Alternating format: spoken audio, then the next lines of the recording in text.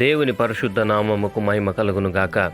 ఈ క్రీస్తు పరిచర్య అనేటువంటి యూట్యూబ్ మాధ్యమము నుండి వెలువడుతున్న అనుదిన దేవుని వాగ్దానాన్ని వింటున్నటువంటి క్రీస్తు పరిచర్య అనుచరులకును విశ్వాసులకును యావత్ ప్రపంచానికి ఈ దినపు నా శుభాభివందనాలు తెలియజేస్తుంటున్నాను. ప్రియ దేవుని బిడ్డలారా, మీరందరూ కూడా సురక్షితముగాను ఆరోగ్యముగాను సౌఖ్యముగాను ఉన్నారని నేను నమ్ముచున్నాను. మీరు అందించేటువంటి ప్రతి ప్రార్థన విన్నపము నిమిత్తమై మేము ప్రార్థిస్తున్నాం. దేవుడు ఖచ్చితంగా మీ పరిస్థితి అన్నిటిని చక్కబరిచి మిమ్మల్ని ఉన్నత స్థితిలో నిలిపి నడిపించి భద్రపరిచి కాపాడునుగాక. ఆమెన్. మరి ప్రియ దేవుని బిడ్డలారా, మొన్నటి దిన అనుదిన దేవుని వాగ్దానము కింద ఎంతమంది అయితే కామెంట్ చేశారో, నిన్నటి దినాన అనుదిన దేవుని వాగ్దానాన్ని కింద ఎంతమంది అయితే కామెంట్ చేశారో, ఆ ప్రార్థన విన్నపాలు అన్నిటి నిమిత్తమై, ప్రతి ప్రార్థన విన్నపము నిమిత్తమై ఇది నేను ప్రార్థన చేయబోతున్నాను. కాబట్టి ఈ వాక్యాన్ని వింటున్న ప్రతి ప్రియ సహోదరి సహోదరులు కూడా ఆఖరి ప్రార్థనలో ఏకీభవించి మీ మనసు విప్పి దేవునితో మీరు మాట్లాడి ప్రార్థించవలసిందిగా ప్రభువు నామం పేరట నేను మీకు మనవి చేస్తుంటున్నాను. మరి నేటి వాక్య ధ్యానం నిమిత్తమై ఈ దిన నా అంశం, నీ స్థితిని చూచిన దేవుడు. నీ స్థితిని చూచిన దేవుడు. ఈ అంశం నిమిత్తమై నేను తీసుకున్నటువంటి అధ్యాయము, దేవుడు నాతో మాట్లాడినటువంటి అధ్యాయము, గ్రంథము క్రొత్త నిబంధనలోకి వస్తే మత్తయి సువార్త 9వ అధ్యాయము 36వ వచనము నుండి 38వ వచనం వరకు ఈలాగున లిఖింపబడి ఉన్నది. మత్తయి సువార్త 9వ అధ్యాయము 36వ వచన ప్రారంభం. ఆయన సమూహమును చూచి వారు కాపరి లేని గొర్రెల వలె విసికి చెదరియున్నందున వారి మీద కనికరపడి, కోత విస్తారమే గాని పనివారు కొద్దిగా ఉన్నారు గనుక తన కోతకు పనివారిని పంపుమని కోత యజమానుని వేడుకొనుడని తన శిష్యులతో చెప్పెను. ప్రియ దేవుని బిడ్డలారా, యేసుక్రీస్తు ప్రభువారు జనసమూహము వైపు చూచి కనికరపడినటువంటి విషయాన్ని ఇక్కడ మత్తయి భక్తుడు వివరిస్తూ వస్తున్నాడు. ఈ విషయాన్ని కనుక మనం క్షుణ్ణంగా అర్థం చేసుకుంటే, ఆయన సమూహమును చూచి వారు కాపరి లేని గొర్రెల వలె విసికి చెదరినందున, విసికి చెదరిపోయారు అంటే ఏ ఒక్కరూ ఆదరించేటువంటి స్థితిలో లేక, ఏ ఒక్కరూ కూడా చెయ్యి పట్టుకుని నడిపించేటువంటి స్థితిలో లేక చెదరి ఉన్నటువంటి గొర్రెలు మనం కనుక గమనిస్తే అవి ఎక్కడ ఉంటున్నాయో, ఏ మేత మేస్తున్నాయో, ఏ రకమైనటువంటి ఆహారము తింటున్నాయో గుర్తెరగలేనటువంటి స్థితిలో ఉంటాయి.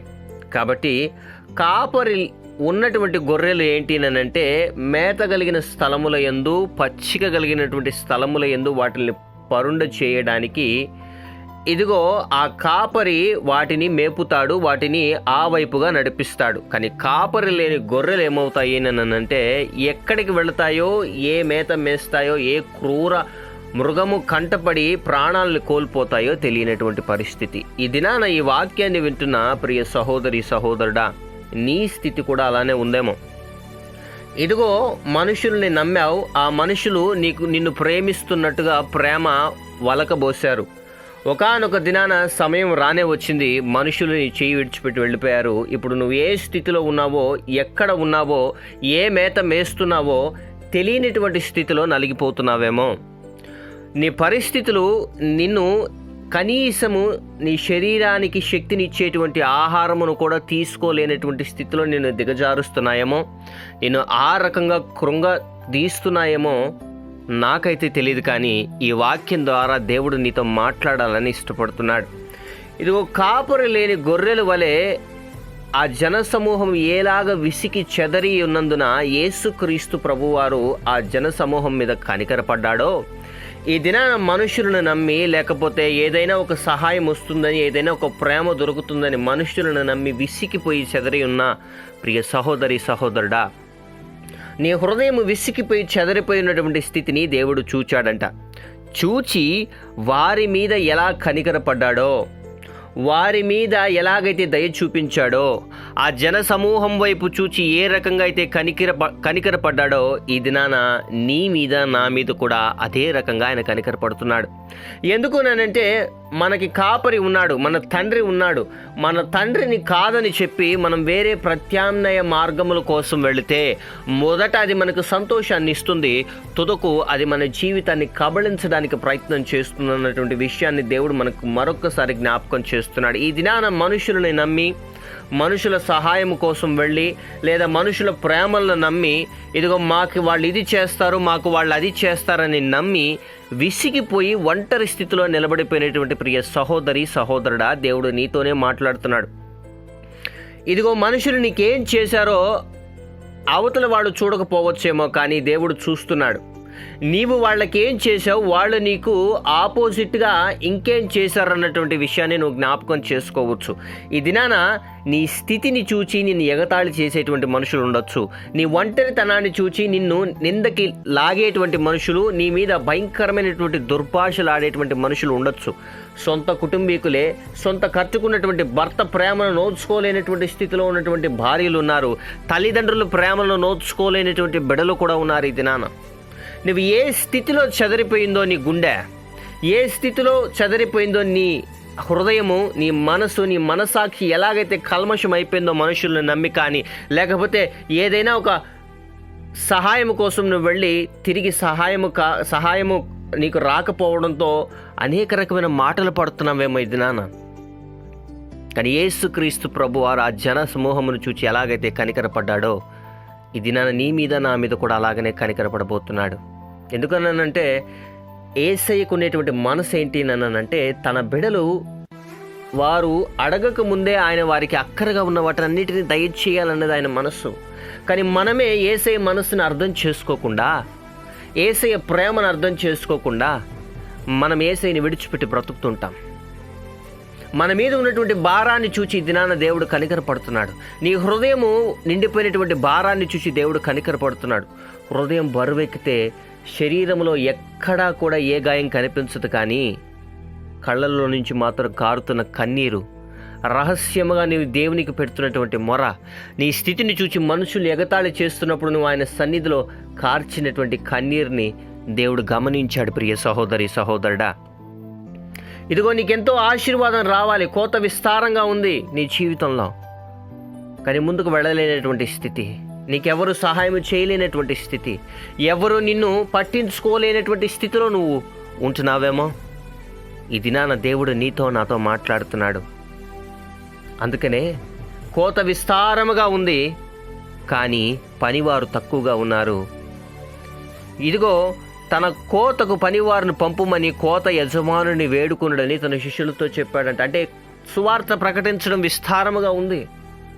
అనేక మంది మారు మనసు పొంది ఇదిగో దేవుని గుర్తెరిగి దేవుని మీద ఆశ కలిగి బ్రతకాలని, అనేక మంది దేవుని కోసం నిలబడేవారుగా మారాలని ప్రార్థన చేయండి అని శిష్యులకి దేవుడు బోధిస్తున్నాడు.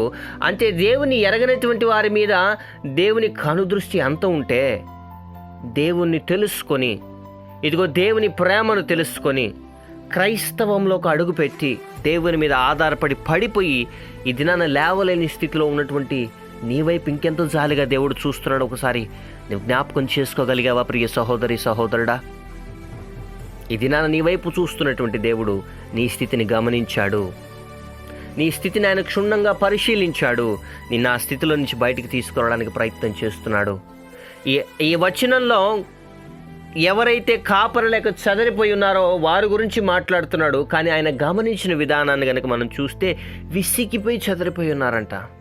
క్రైస్తవుల్లో కూడా ఈ దినాన విసిగిపోయి చెదరిపోయి దేవుడిని ఒక రకంగా అర్థం చేసుకునేటువంటి బిడ్డలు ఉంటారు. లేదా దేవుని మీద ఆధారపడి తిరిగి లోకం వైపు మళ్ళీపోయి దేవుడిని దుఃఖపరిచేటువంటి బిడ్డలు ఉంటారు.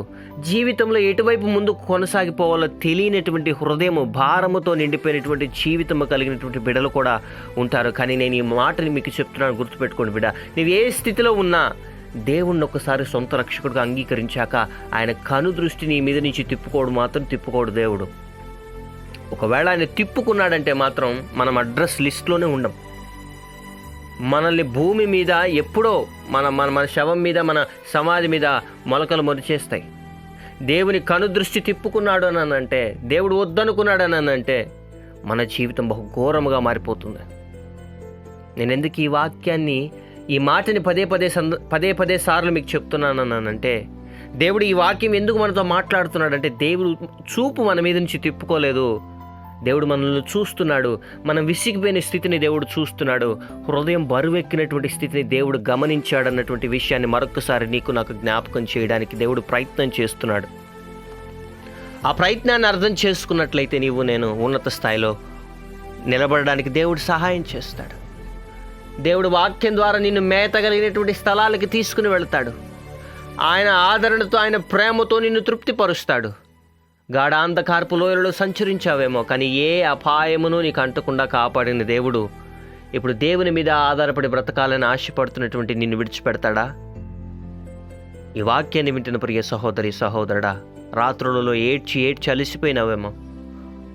తెలియనిటువంటి భయాందోళనకరమైనటువంటి పరిస్థితులు హృదయాలని కబళిస్తున్నాయేమో. అల్లారు ముద్దుగా పెరిగినటువంటి నీ జీవితం ఈ దినాన చీకటి మయముగా మారిపోయిందేమో. భయపడొద్దు. విసిగిపోయినటువంటి నీ హృదయాన్ని దేవుడు చూచాడు.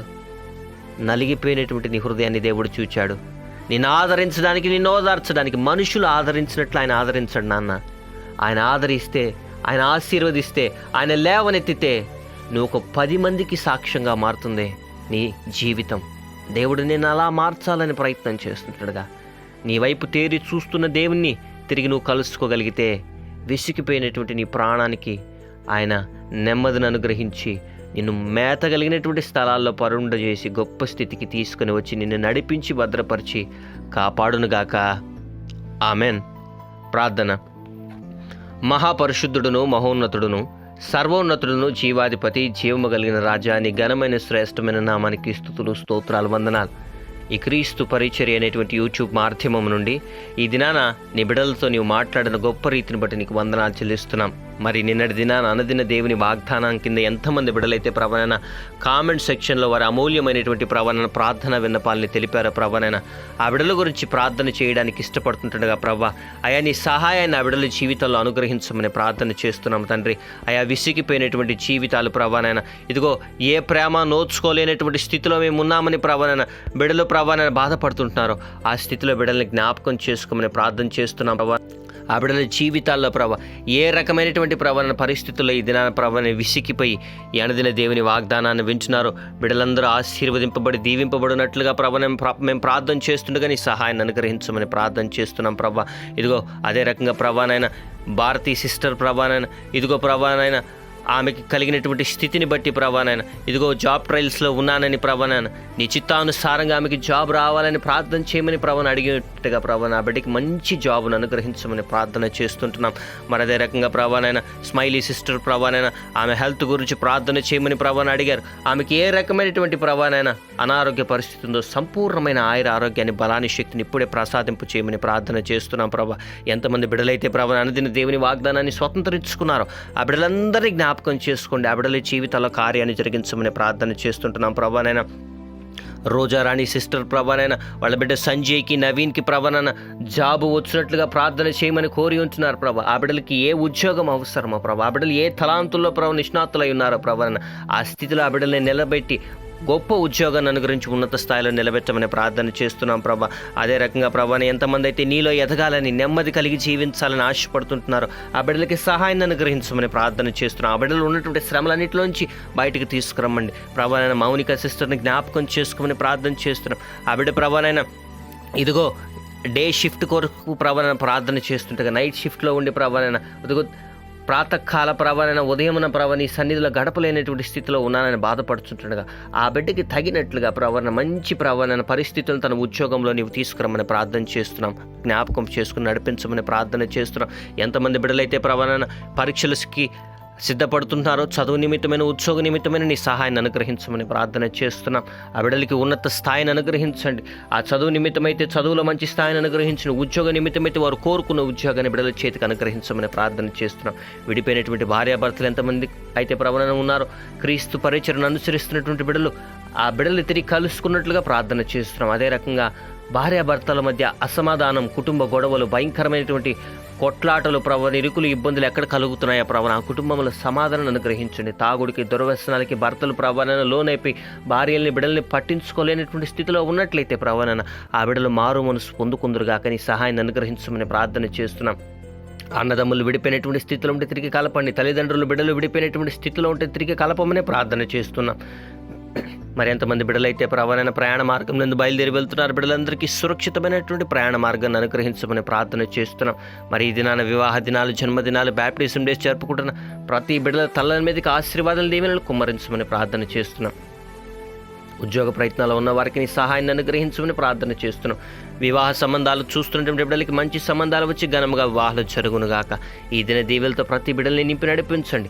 సఖ్యమైతే ప్రవణన పట్టజాలనంత విస్తారమైనటువంటి దీవెనలు ప్రవణ బిడ్డల మీద కుమ్మరించమని ప్రార్థన చేస్తున్నాం. విదేశాల్లో మా ప్రియ బిడ్డలందరినీ జ్ఞాపకం చేసుకోండి. అప్పుల బాధలో, అనారోగ్య పరిస్థితులు ఉన్న బిడ్డలందరికీ విడుదల అనుగ్రహించమని ప్రార్థన చేస్తున్నాం. విదేశానికి ప్రయాణమై వెళ్ళాలని ఆశపడుతున్నటువంటి బిడ్డలు లేదా ప్రయాణమై వెళ్తున్న బిడ్డలకి నీ సహాయాన్ని అనుగ్రహించండి. సురక్షితమైనటువంటి ప్రయాణ మార్గాల బిడ్డలకు అనుగ్రహించి నడిపించి కాపాడమని ప్రార్థన చేస్తున్నాం. ఈ దిన దీవెలతో ప్రతి బిడ్డల్ని నింపి నడిపించండి. ఎంతమంది అయితే ఈ అనుదిన దేవుని వాగ్దానాన్ని లైక్ చేశారు, అనేక మందితో షేర్ చేశారు, ఈ ఛానల్ని సబ్స్క్రైబ్ చేశారు, బిడ్డలు ఆశీర్వదింపబడి దీవింపబడుదురు కాక.